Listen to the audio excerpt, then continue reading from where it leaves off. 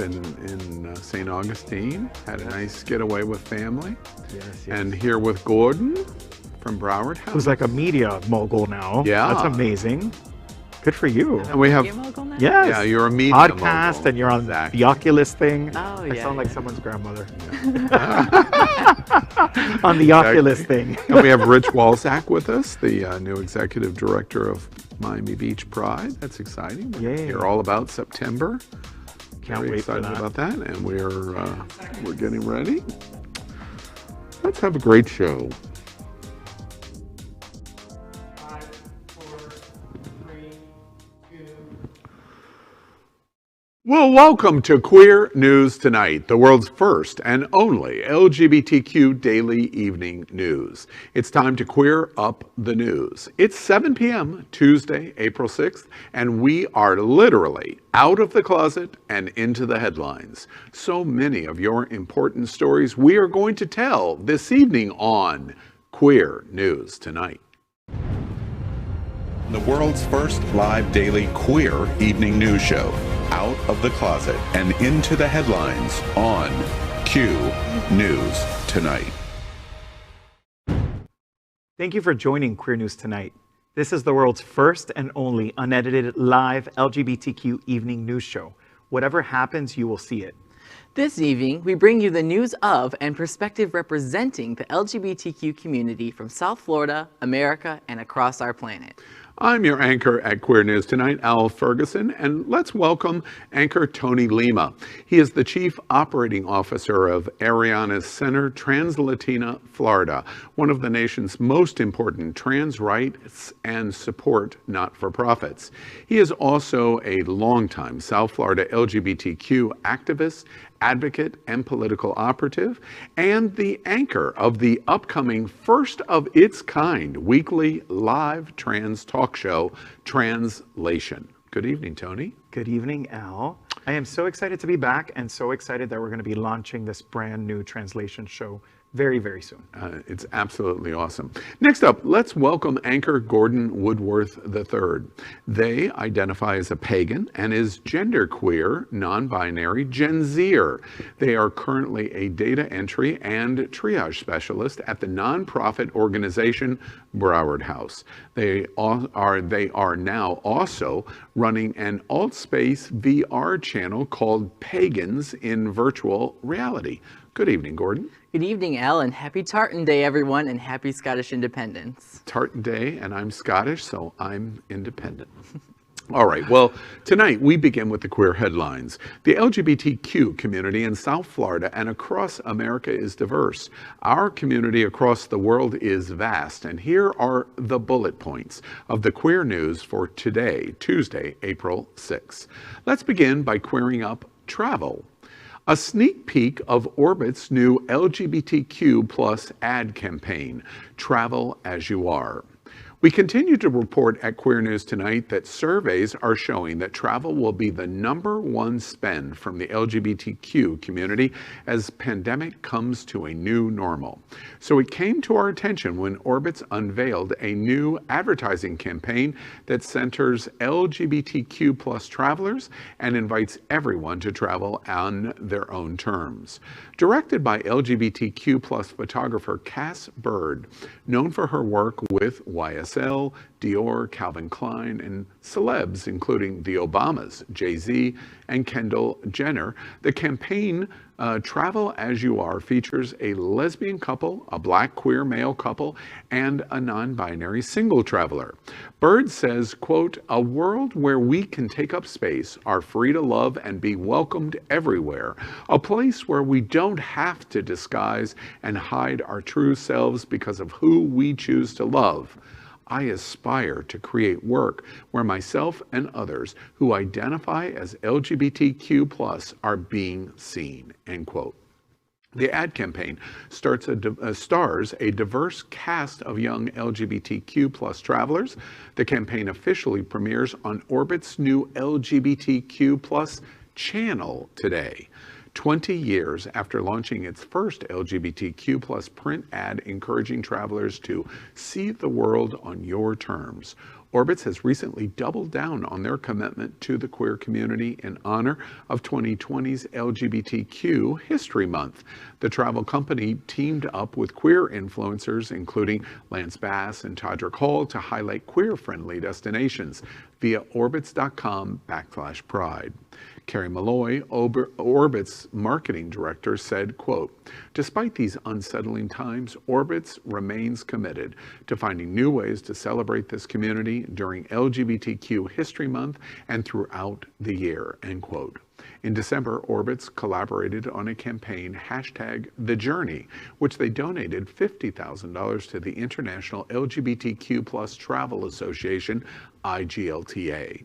With this new campaign, Orbitz continues to claim more space in the industry for LGBTQ+ travelers. As you already know, Happening Out Television Network has started a new LGBTQ travel news show called Happening Out.Travel and will support Orbitz and other queer travel providers. I love this. I love to see huge brands like this really supporting our community. And we talk about this all the time. Representation matters. What I wondered though was, why is the non-binary person traveling alone? Why don't they have a booth? Like they need love too. Yeah, that's funny. That's funny. See, I was really excited about this because this is somebody that's advertising toward gay people, but they're also giving money toward helping causes that affect us. And this is really exciting to me because it's money going toward, countries and places that support us. So it's really activism happening in the private sector, and that is something that's really effective. You got to hit people in their wallet. Absolutely. In the airline industry, we have Delta. It's called a legacy brand. In the card companies, you have American Express. It's a legacy brand. In retail travel providers, Orbitz is a legacy brand. And so for them to make this commitment to the LGBTQ community is a dramatic step. This new channel that they've launched is a dramatic statement of their support for LGBTQ+ travel. And also important to what you said, Gordon, business support of the LGBTQ community when we're trying to pass the Equality Act at a national level is key. So kudos to them for doing that. Yeah. Now we queer up entertainment. DC Comics accidentally asked fans to vote for or against queer representation. DC Comics' latest publicity stunt asks fans to choose which comics get published in the first place. But the social media campaign has also unwittingly sparked a conversation about queer representation among superheroes.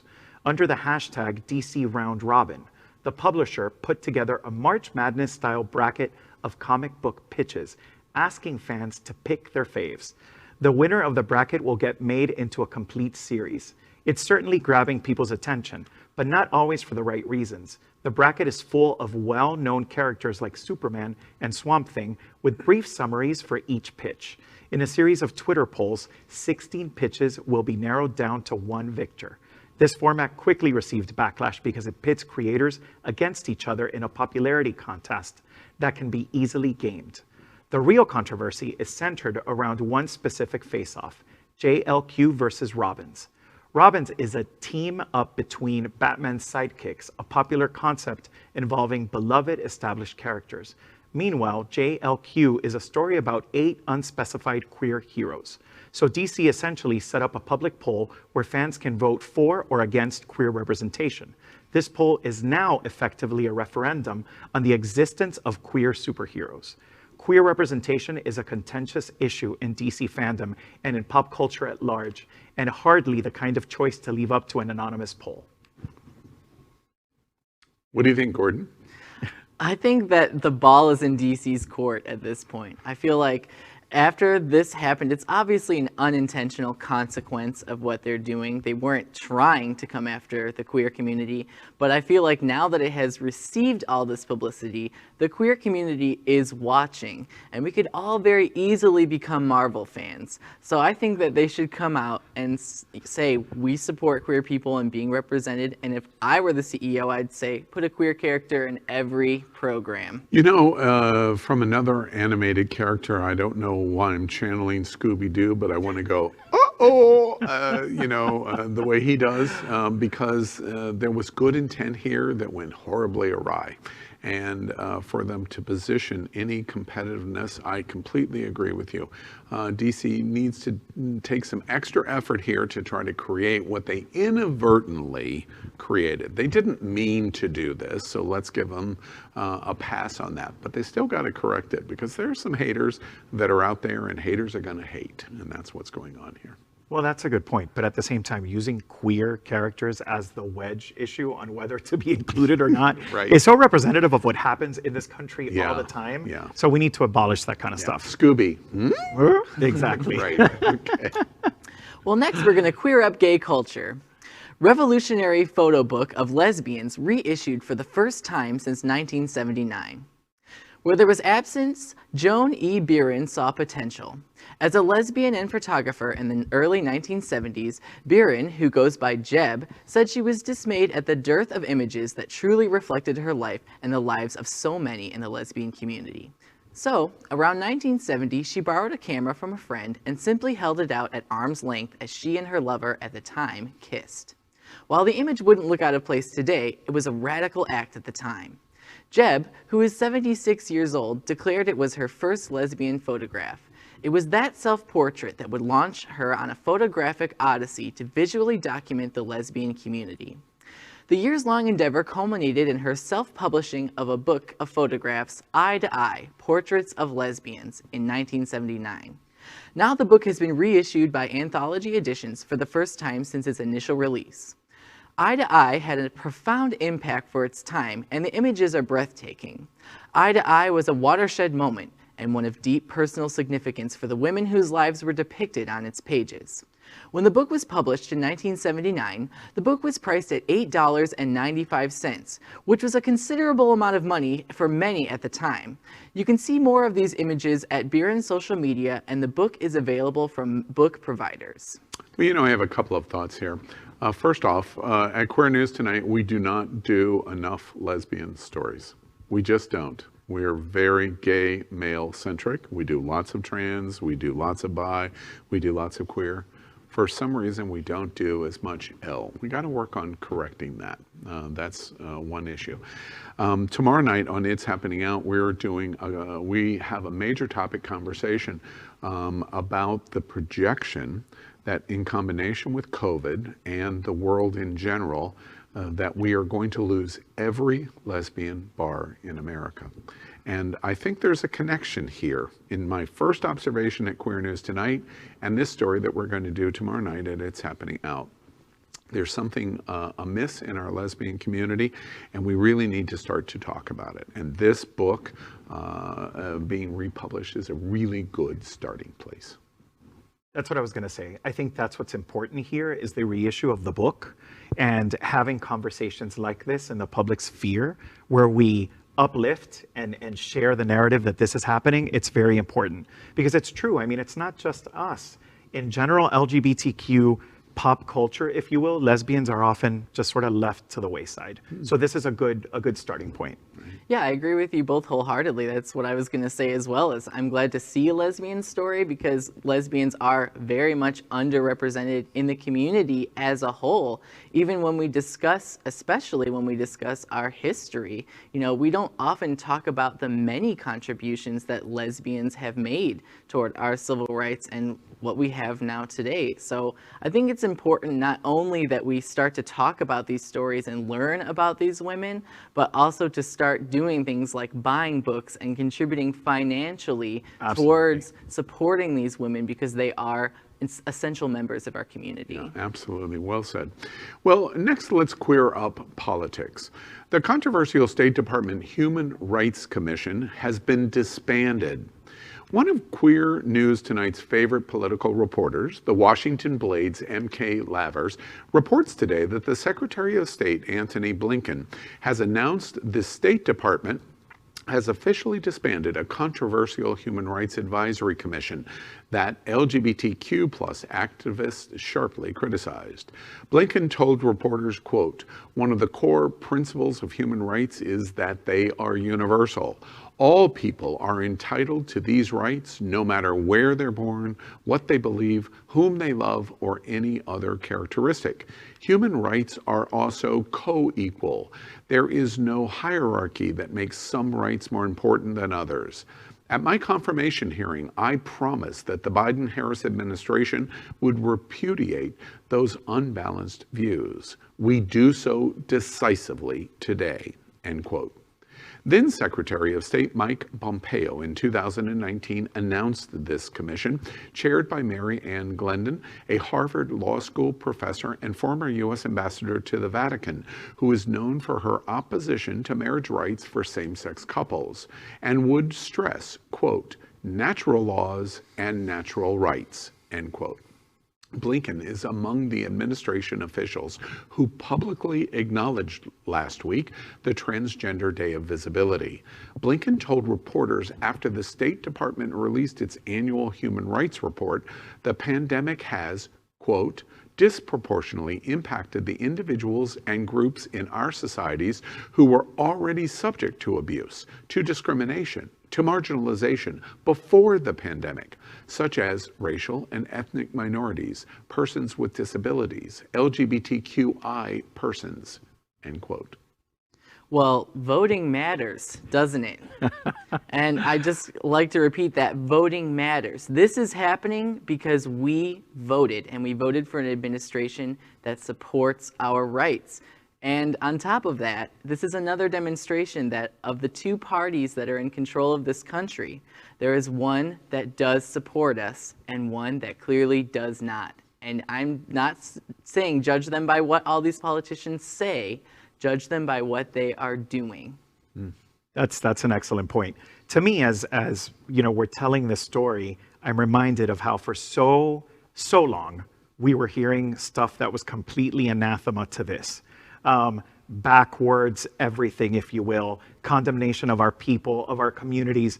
So to me, this is incredibly refreshing, and I'm glad that my dear friend Michael Lavers was the one that actually reported this story today. So hopefully, Michael, you're watching and you are proud that we are sharing your story. Yeah, and everybody, I echo first, everybody at Queer News Tonight loves the Washington Blade. We do. You're serving us well. Congratulations on how well you're serving our community.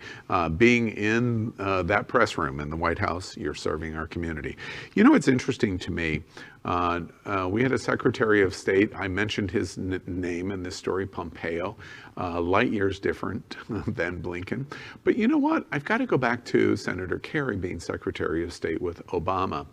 This is a new day, and we should never get through one of these stories by not drawing recognition that this is really historic. We've had a Secretary of State that has said, I am standing up for the LGBTQ community no matter what. They do not deserve special rights, but they deserve equal rights. And bravo. Amen. How spectacular that the Secretary of the State, one of the most powerful voices in the world, has done that for us. And it's more than just a statement. This is going to shape policy moving forward. Absolutely. And it's going to have an effect. Yes. Absolutely. Absolutely. So with that, we continue to queer up the USA. How North Carolina went from bathroom bills to equality leader. It's been a little over 5 years, March 23rd, since the passage of House Bill 2, a piece of legislation that forever transformed North Carolina and the fight for transgender rights in the United States and around the world, commonly referred to the bathroom bill. On this notorious anniversary, our country is also on the precipice of passing a federal law protecting LGBTQ people from discrimination in every area of life, including housing, public spaces, healthcare, and more. The U.S. House of Representatives passed the Equality Act earlier this month, and it's up to the U.S. Senate to take the bill and enact its critical protections once and for all. It's incredible to think how far we've come in 5 years and how North Carolina has been a major player in our country's major shift toward transgender equality. HB 2 in 2016 was about so much more than bathrooms. It outright overturned and banned local statutes throughout North Carolina that protected people from discrimination. A global backlash followed. Businesses, celebrities, events canceled an estimated $3.76 billion in investment from North Carolina. And that fall, Governor Pat McCrory, a major champion of HB 2, lost his re-election bid, unable to overcome the political damage of the law. In past weeks, a half dozen municipalities in North Carolina have passed LGBTQ non-discrimination ordinances. Each of the ordinances they passed unanimously. According to polling, more than 67% of North Carolinians support non-discrimination measures. North Carolina and certainly their neighbor Virginia are starting to light a new path for LGBTQ civil rights. What do you think, Gordon? I think, this is an exciting prospect because, again, I'll say it again, voting matters. And we're paying attention to what's happening here. And I think it's interesting that in a state like North Carolina, which is traditionally very conservative, voted for Trump in 2020, has been a reliably red state for decades, is making these moves forward for LGBTQ rights. And I don't know if you guys have been paying attention to the news, but recently there was a Gallup poll that showed that more than 50% of the country at this point is no longer affiliated with a church in any way. They're no longer members. And why I think I bring that up and why I think it's so important is because that religious belief is usually what the source of these feelings of negativity toward the LGBTQ community come from. And a majority of Americans at this point just don't believe it anymore. They don't. So these kind of politics are just not palatable, even in red states anymore. And that is really exciting to me. I stopped listening there when Gordon asked me, Al, do you pay attention to news? I know, I was like, what? Do you know what we do, Gordon? Like Right. every night? Right. Push comes to shove. I'm from the Tobacco Belt. That's what it's called. My family is from the border, Danville, Virginia, Lynchburg, Virginia, Virginia and North Carolina, right on the border. This was really unheard of once upon a time. North Carolina and Virginia leading the way in the South for LGBTQ equality issues and rights is really something I almost, when I hear it, I almost don't believe it until you hear 67% of North Carolinians support LGBTQ rights and you see what has happened. That 5-year anniversary of that ridiculous bathroom bill and the consequences and the punishment that came from that. And then what we have seen in the last 4 years in Virginia and their changes, Virginia has become one of the leaders in the entire nation in LGBTQ support. And North Carolina is just a few steps behind them. It is really breathtaking. I'm enjoying this turning of the tide so much. As we read these stories, it's incredible how far we've come. And to think, like you said Virginia? Is that how you pronounce it? Yeah, Virginia. Virginia. I'll remember that when I'm telling another Virginia story. Right. But it's so incredible that Virginia is leading the way, that North Carolina is leading the way when they were the start of all of this rhetoric a couple years back. Yeah. So it's an exciting time. There's a lot of progress coming our way. Hopefully this is just the beginning of more to come. Right. Yeah, so keep the pressure up, LGBTQ America. Absolutely. Keep it going. Yeah. Absolutely. Well, next we're going to queer up the world. Powerful Thread highlights horrific injustices against LGBTQ people in Ghana. From police raids to lawmakers hoping to further criminalize being LGBTQ, a social media thread highlighted how Ghana's LGBTQ community has, with increased intensity, endured hostility this year. The thread was part of an online campaign called #GhanaGetsBetter to raise awareness of what's happening to LGBTQ people in Ghana. Supporters are encouraged to change their social media profile pictures to the color red in solidarity. LGBTQ Rights Ghana knows this hostility all too well. Throughout 2021, government officials denied the humanity of LGBTQ Ghanaians and declared our existence as criminal. Ghana has become one of the world's most dangerous nations on earth for LGBTQ community. I feel like as a left-leaning person, it's now my job to point out that since the Secretary of State has come forward and said that they are going to be supporting LGBTQ rights around the world, it's time for them to put their money where their mouth is. We have to hold them accountable. They're not going to use the community and get all this good PR and then do nothing. I'm expecting them to do something about countries like Ghana around the world. I'm breathtakingly shocked. I don't know if you knew Gordon is left-leaning. I had no clue. Left-leaning. I'm shocked. I had no idea at all. My friend Boy George has taken on Ghana as his issue, and he is bringing so much attention to what is going on in Ghana, and unfortunately, the entire continent in general. A few isolated preemptions, South Africa most notably, but the continent in general is incredibly homophobic, and Ghana is at the absolute top of the list, even over the Muslim countries in the Northeast. We must help and support Ghana and Nigeria because things are really bad there. And more than just saying so, right? Because there's a lot of rhetoric all over the place from our elected leaders are like, yes, we'll help all around the world. No, actually take the time to understand what the issues are and to try to eradicate these issues. The sad issue to that in terms of support is it's very likely representation that it is a problem that affects Black people on the continent. Absolutely. If they were white, it probably would be different. Agreed. Yeah, well, you can't sit there and say we're going to put all these sanctions on Myanmar because of human rights violations and then do nothing about this. Where are the sanctions? Yeah. What's happening? Yeah. Absolutely. Yeah. Now we queer up trans rights. Arkansas governor vetoes ban on gender-affirming medical care for youth. Arkansas Governor Asa Hutchinson has vetoed what would have been the first bill banning gender-affirming medical care for youth. The Republican governor's veto comes after a public pressure campaign from LGBTQ advocacy organizations just hours before the bill was set to become law. Both the House and Senate passed House Bill 1570, which would have penalized doctors for treating youth diagnosed with gender dysphoria, the condition in which a person's internal sense of gender doesn't align with their sex assigned at birth.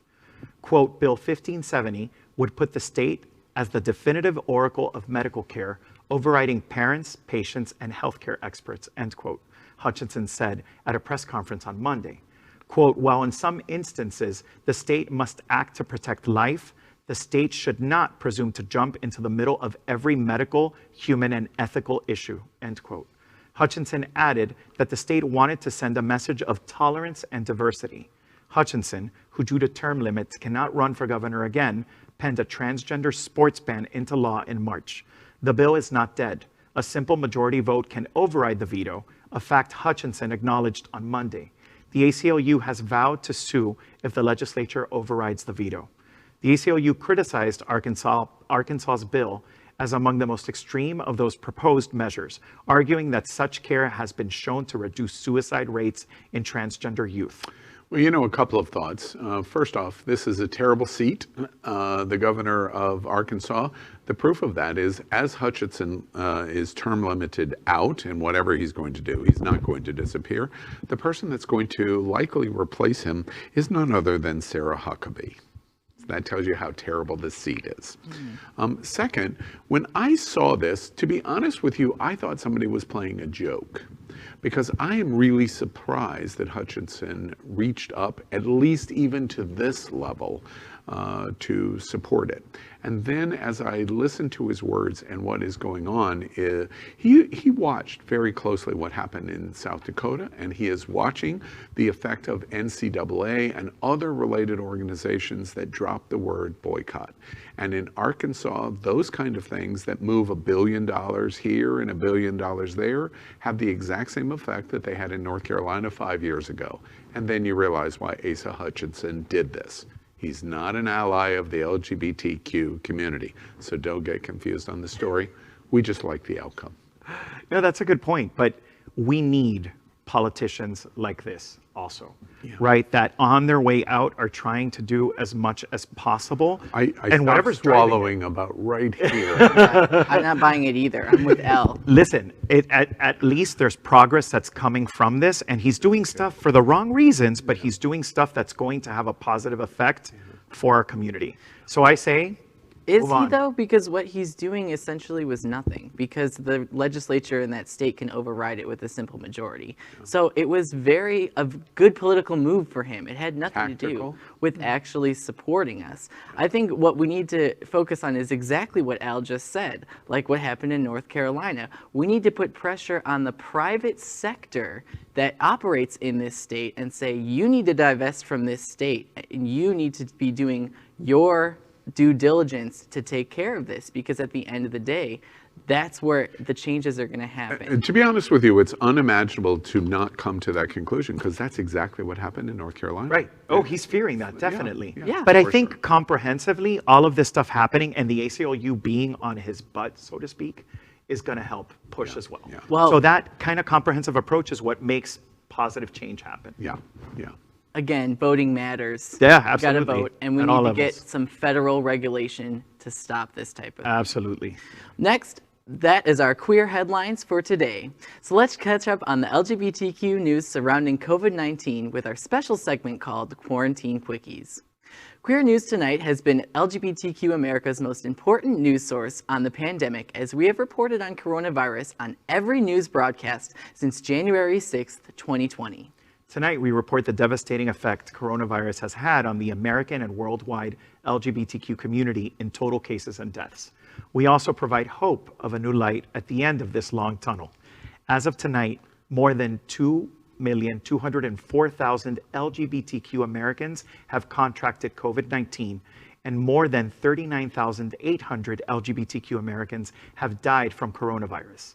As of today, more than 167 million vaccine doses have been administered in the US. So with that in mind, let's queer up Quarantine Quickies. For the LGBTQ community, what's the risk of going out without a mask after the vaccine? As more people become vaccinated, the LGBTQ community is wondering about the risk of getting sick with COVID-19 immediately after you get your vaccine. We asked the experts, and we've got one coming up, by the way, what's the risk of going outside without a mask after the immediate days of your vaccine? The experts take, the risk of contracting COVID-19 is medium for the first 2 weeks. Dr. Irfan Hafez, an infectious disease physician and chief medical officer at Northwestern, said, quote, "You should still wear a mask even if you're vaccinated. After 2 weeks, you definitely then have built the immunity you need and definitely is much safer than it was prior," end quote. Katie Carey, assistant vice president of infection prevention for HCA, the largest hospital company in America, said, quote, "If you're going outside for a walk where you still have some distance between you and anyone else, the risk would still be very low if you're outside. But if in a highly crowded area, then the risk would rise." Apparently they didn't see Texas Stadium yesterday in Texas. What do y'all think? Immediately after your vaccine, are you comfortable in not wearing a mask or needing to wear a mask? Well, I've received both doses of the Pfizer vaccine, and I still wear a mask every single day because that's what the experts are still telling us. And, you know, I really don't envy them, because it's hard to make people who don't really understand how vaccines work understand this sort of thing and understand that, you know, it doesn't act exactly the same in every single person. There's variables involved. But on top of that, I feel like I do have to mention there is, to me, a sort of ableist argument that goes along with this, because the truth of the matter is there are going to be some people who cannot get a vaccine for medical reasons. And even if you are vaccinated and you're taking these sorts of risks, you're still putting those people at risk. And until we're all vaccinated, the people who can get a vaccine, those people are always going to be at risk. And that's who I think of when I wear a mask. Absolutely. I also have my 2 doses of the Pfizer vaccine now for, I guess it's been 3 weeks, and I wear my mask everywhere. And it's interesting, I just came from St. Johns County, right, where the neighboring Duval County or Jacksonville lifted their mask ordinance very, very recently. So there's a lot of people in both counties not wearing masks. Yeah. And I want to make sure that people feel protected around me, whether it's a service worker, whether it's an old person, whoever the case may be, because like you just said, I don't know who's vaccinated or not, or who can get a vaccine. So it's better to just be safe than sorry. You know, at Happening Out Television Network, we're embracing both concepts. We open our show with mask on. We embrace the use of mask. But tonight is the first time in over a year that we're all sitting at the table together. And that is because all three of us are vaccinated and we are returning to some normalcy. This is like grandma coming home. Oh, wait. I was going to say grandma, grandpa, and clearly our Right, kid, right? right. Like our grandkid. Right. Things are going to get better. Things are going to get better. That is our COVID-19 news for tonight. Next, we report that Happening Out Television Network is passionate about our support for the LGBTQ community. An example is Sunshine Cathedral, the world's largest queer church here in Fort Lauderdale. We are broadcasting from our permanent set here at Sunshine in supporting that partnership. The network broadcasts the largest LGBTQ religious broadcast in the world, with more than 30,000 people watching every Sunday at 10:30 a.m. Eastern, and it's totally live. We encourage you to tune in. Our campaign of sponsorship proudly supports Sunshine Cathedral is my queer church. Watch this.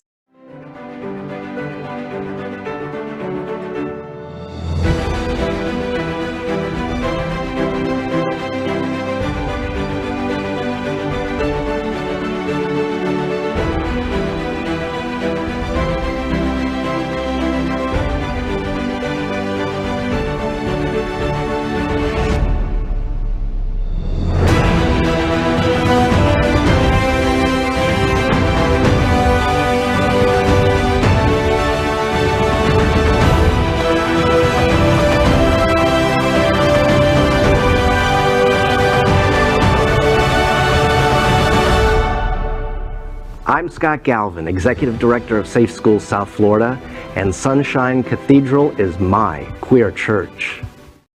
We'd also like to thank our set designer, Concepto Modern Living, here in Fort Lauderdale for making this set in this amazing queer church campus possible. Finally, we thank Queer News Tonight's hotel sponsor, Best Western I-95 Fort Lauderdale. This is the closest and best choice to the famous Wilton Drive, and our hosts and guests stay at this LGBTQ ally partner. We encourage you to stay here when visiting South Florida. Welcome to Q's Q&A on LGBTQ health and pandemic. For nearly a year, this segment has been unique in America, answering your LGBTQ community questions about our unique health needs. We are proud to have Queer News Tonight health anchor, Dr. Howard Grossman. He is an American pioneer in HIV/AIDS medical treatment and was the executive director of the American Academy of HIV Medicine. He is a nationally recognized medical expert and proud member of our LGBTQ community.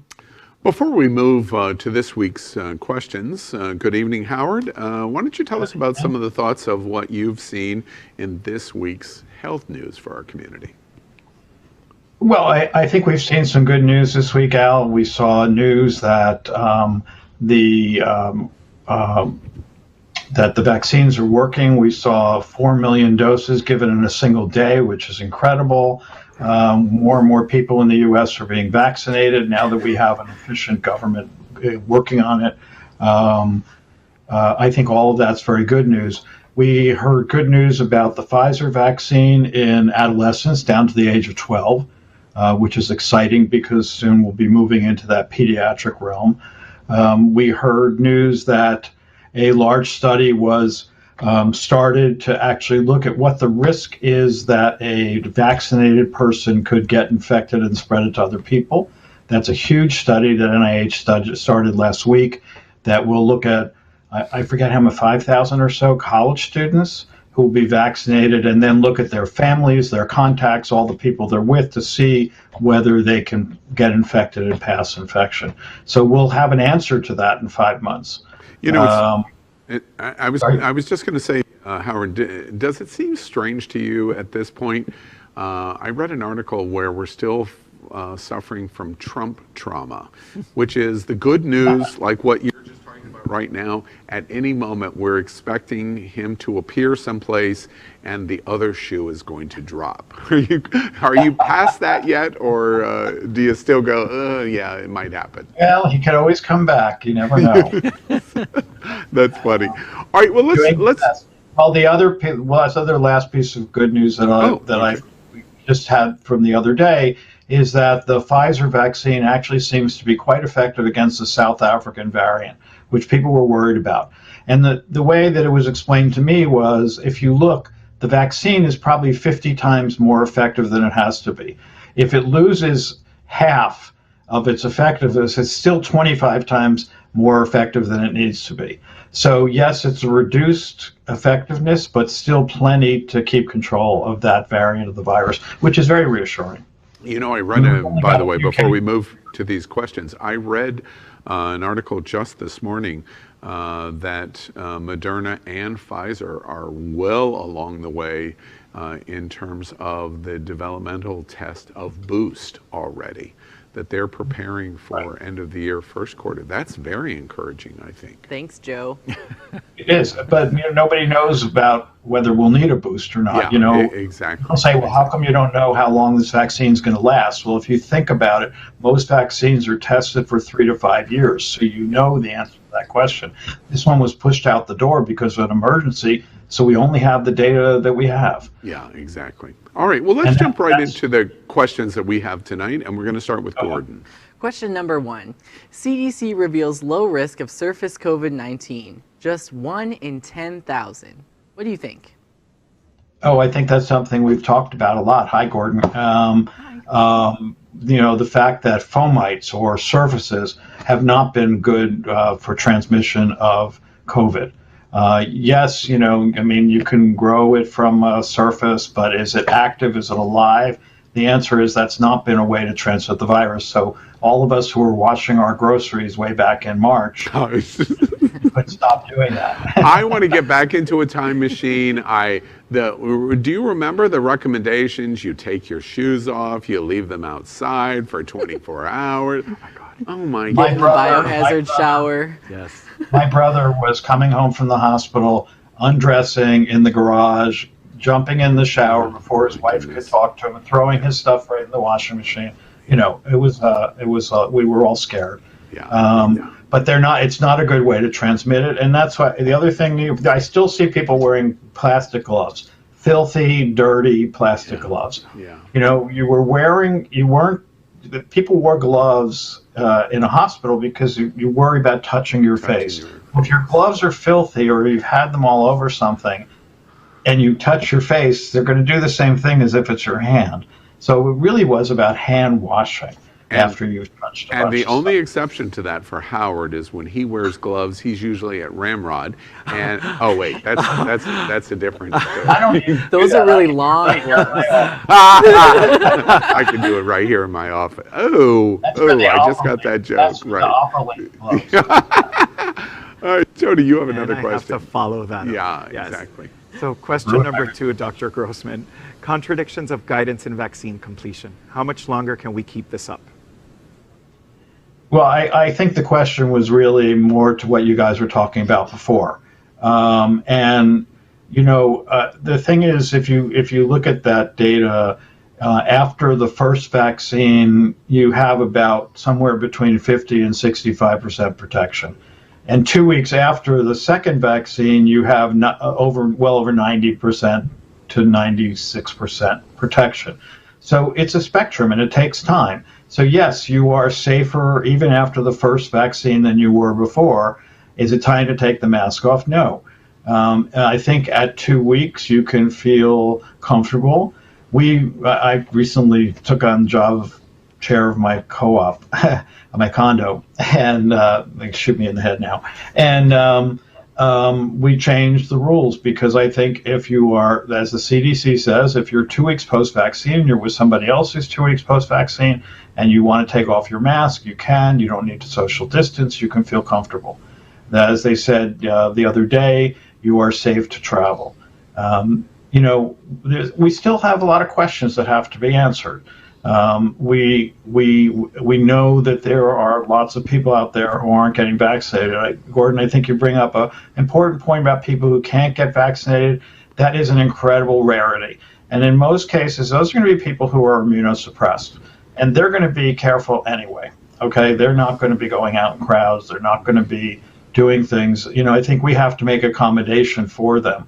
But the vast majority of people who aren't getting vaccinated is a choice.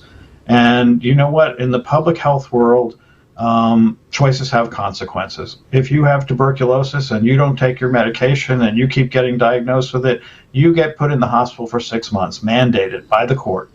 If you don't get a measles vaccine, you can get schooled, you get homeschooled, but you don't get to go to public school. And we have those kind of regulations in place to protect people. So people who aren't getting vaccinated are, in fact, not just putting themselves at risk, but putting the entire society at risk. Because as long as this virus is allowed to replicate, copy itself, it will mutate. And the mutations could end up deadly. So every one of those people refusing to do a vaccine is putting the entire society at risk. And so, I have a real problem with the people who are choosing not to get vaccinated for whatever reason. But those people who can't, they're going to need to be accommodated, whether it's making sure they can get groceries delivered, making sure that they can, whatever it is that we can make sure that they have services.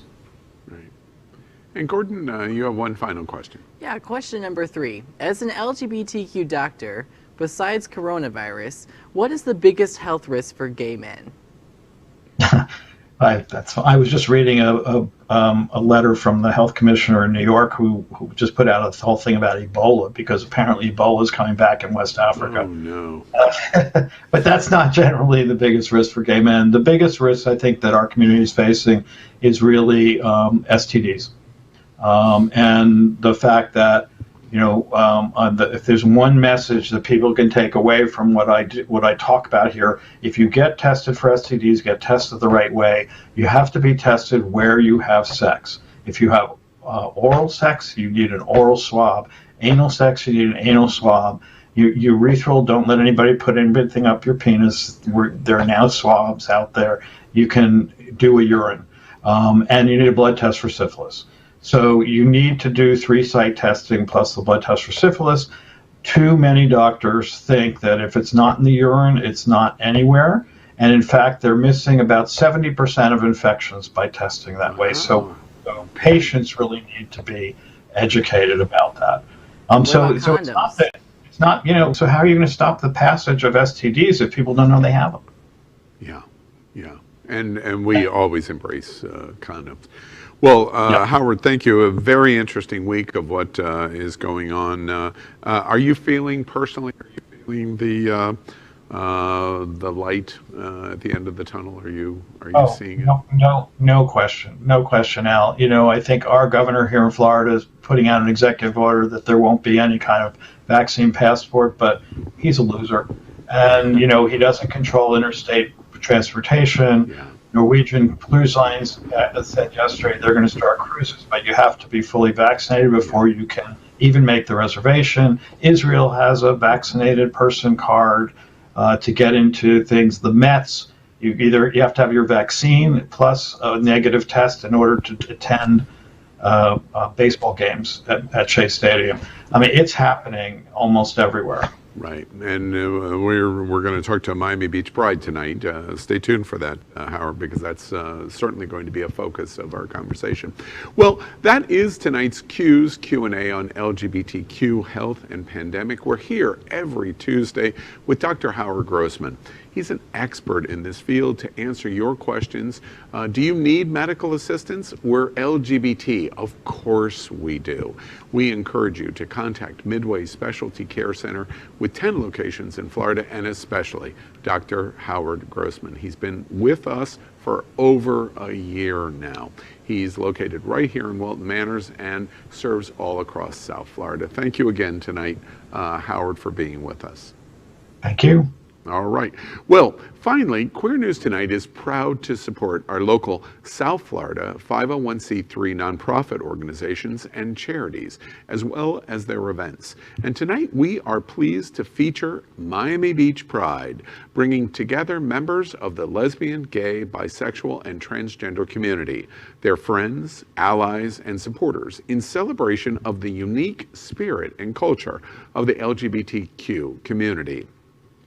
Tony, tell us a little more. It is their mission to envision, plan, and execute a roster of events and activities that are as diverse as the community itself, including activations centering on entertainment, events, arts, culture, and civic and social engagement.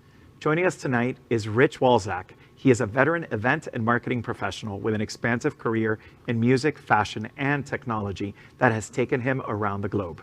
In Miami, he serves as the executive director of Miami Beach Pride, advancing year-round programming and educational initiatives and safe LGBTQ+ spaces for people to express themselves. He holds a BA in Business Administration and Digital Media from the US and a Master's in Communication and Journalism in PR and Advertising in Queensland, Australia. Miami Beach Pride and Parade on the beach will be one of America's first Pride parades to return after the COVID-19 pandemic. To tell us more about Miami Beach Pride, its programs and initiatives, is Executive Director Rich Walczak. Welcome, Rich, to Queer News Tonight. Thank you for having me. Well, I'm excited. I met you for the first time tonight. I understand that they did a national headhunter search for a new executive director of Miami Beach Pride, and you had the very lucky timing to get that new gig in October of 2019 in preparation for 2020 April Miami Beach Pride. And I don't know, something happened in January and February. I went, wait, give me a minute. I'll figure out what it was. So welcome to South Florida. Thank you. You must be excited in terms of the news and what is going to happen in September. 100%, yes. The event for Pride, I understand you have experience coming from a city I love, Savannah, and you were involved in the Pride event in Savannah? Correct. Yeah. And tell us about what kinds of things are planned for September. It's going to be September 10 to 19. What kind of things will we be seeing at Miami Beach Pride? So we're trying to stay close to the tradition of Miami Beach Pride while still maintaining the safety and expanding on our COVID safety measures. The parade still will happen on Sunday. Logistically, we're still planning on how that looks. The festival will be held on Saturday and Sunday, and we will have a list of ancillary events that start on September 10th and lead up to the festival that day. We still will have 2 stages focusing on our pop and dance as well as our Latin stage. We're very excited. We know that all eyes are on us being one of the first back, so we're ready to push forward and return to some sense of normalcy. You know, it's funny. You're going to do in September 10th to the 19th at South Beach on Ocean Drive. You're going to do everything in Miami Beach that couldn't seem to be accomplished in spring break. So it's going to be exciting to watch.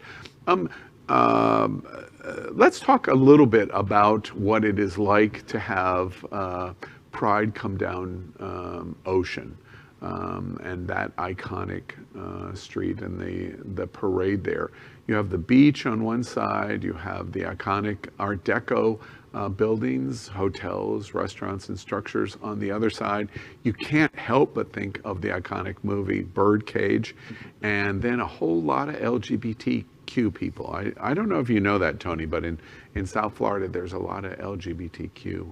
I always wondered. Yeah. I wonder where they all hide. Yeah, well, they're going to be on Ocean September 10th. Yes, to the 19th.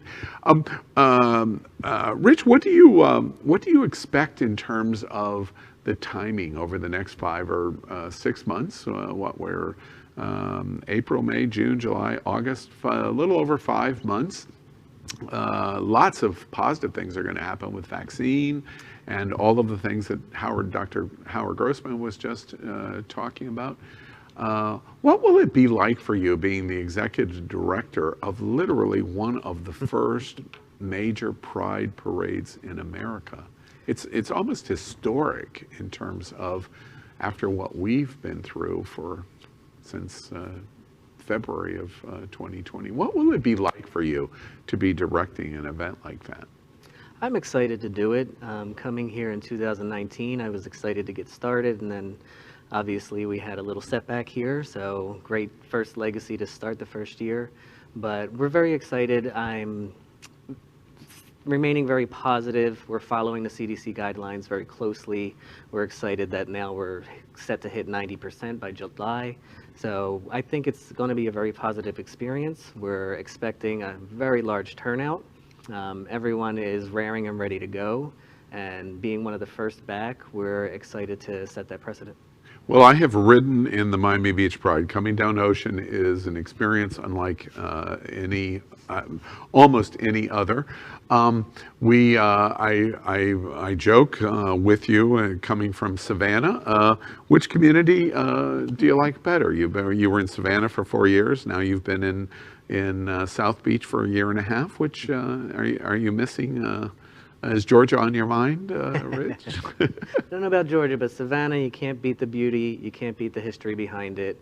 But Miami, it's just a fun city. You can't beat the beach, it's gorgeous, and the community here is very expansive, so it's very refreshing to come back into that. Yeah. We did breaking news about the announcement that it was going to be September 10th to 19th. There was a lot of excitement over our breaking news. We did it live. One of the things that I think is really interesting about Miami Beach Pride is the business support and integration for the event. Miami Beach Pride has many major national corporate sponsorship and participation. The Bureau, of course, in Miami Beach, Dan Rios does a great job at Capital One, as we're showing you there, and Jack Daniels, Gilead, Celebrity Cruise Lines, a favorite of mine. The embracement of the corporate support to help make this very unique pride is really astounding in terms of how much support the business community, the national business community, is focusing on Miami Beach. What did you? That's probably a little bit slightly different than what you experienced in Savannah. What do you think about the business support and corporate support that Miami Beach is receiving? It's been very overwhelming and welcoming. They have actually been the reason we've been able to survive this pandemic. From our virtual Pride to our Queerathon, they have supported us through this and helped us stay alive during this. So it's extremely beneficial to have them. We wouldn't be able to do what we do at Miami Beach Pride without them. Yeah. Well, for September 10th to 19th, the parade is actually on the 19th. Is that the final day? Yes. I'm sorry, say again. Yes, it's on Sunday the 19th. On the 19th. So the big festival on the beach is on the 18th, Saturday the 18th. The parade and the festival is on the 19th. Well, South Florida, mark your calendars at happeningout.travel. We have launched a new travel news show, and we're going to be talking to the nation about coming to South Florida for a Miami Beach Pride, and I'm sure there's going to be a very significant contingent of people from all over America that are going to come to Miami and South Beach to be able to witness this return, because it is really going to be a celebration. Rich, the single thing, if you were forecasting ahead for the next 5 months, what's the single thing, this being the first Miami Beach Pride that you've been able to participate in, even since you're hiring over the course of coming in the fall of 19 and 20 and now 21, what's the single thing that you're looking forward to for Miami Beach Pride in September? I'm looking forward to be able to actually produce a Pride. Being here for 2 years and having it be the first cancellation ever, it's been a little bit of a trying time. And being able to bring back all of our employees, all of our part-time employees, all of our event employees who make their living through events that have been suffering through this year. You know, it's very interesting to me as we end our conversation with Rich. When I ask a question like that, having been to prides and events all over the planet, that answer really is breathtaking to me, because we have the executive director of Miami Beach Pride answer the question about the one thing he's looking forward to. I just want to repeat the answer that you just heard. Just being able to do it. How spectacular is that answer? Rich Walczak, we are so excited. You have every support at Queer News Tonight and the Happening Out television network.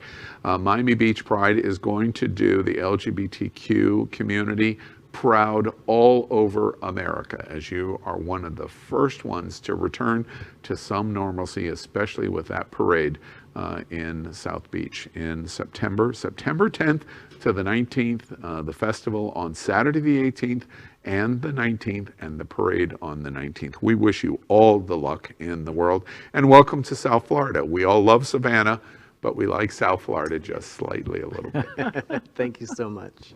Pleasure meeting you. You as well. So that is today's news for the LGBTQ community on the world's first and only daily LGBTQ evening news show.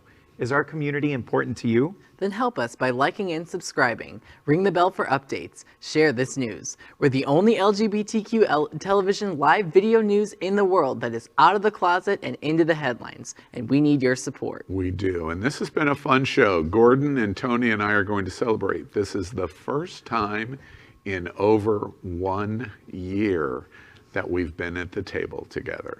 It can never be replaced for us, so we're very excited about that. I'm your anchor, Al Ferguson, and on behalf of anchors Tony Lima and Gordon Woodworth III, we will see you daily, and by the way, that means tomorrow night at 7 p.m. Good night.